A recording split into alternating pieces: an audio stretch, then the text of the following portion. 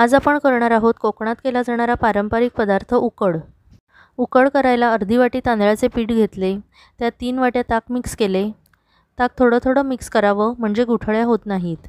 त्यात चवीप्रमाणे मीठ, 1 चमचा साखर, 4-5 लसूण पाकळ्या आणि 1 हिरवी मिरची ठेचून घालावी। आमच्याकडे थोडी पातळ उकड आवडते, तुम्हाला घट्ट हवी असल्यास ताक 2 वाट्याच घालावे। ताकात सर्व पदार्थ घालून एकजीव करावे।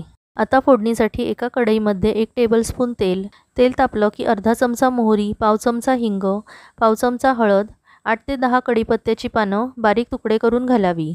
मग त्यात सर्व मिक्स करून ठेवलेले ताक ओतावे। छान एकजीव करून त्यावर झाकण ठेवून चांगली उकळी येऊ द्यावी। झाकण ठेवल्यावर 2-3 मिनिटांनी उकड घट्ट होते। उकड करताना थोडेसे आंबट असलेलेच ताक घ्यावे। सर्वात शेवटी त्यात चिरलेली कोथिंबीर घालावी। गरमागरम सर्व करताना वरून कच्चं तेल किंवा तूप घालण्याची पद्धत आहे। Enjoy the easy, healthy and tasty recipe. आज आपण करणार आहोत कोकणात केला जाणारा पारंपरिक पदार्थ उकड। उकड करायला अर्धी वाटी तांदळाचे पीठ घेतले, त्यात 3 वाट्या ताक मिक्स केले। ताक थोडं थोडं मिक्स करावं म्हणजे गुठळ्या होत नाहीत।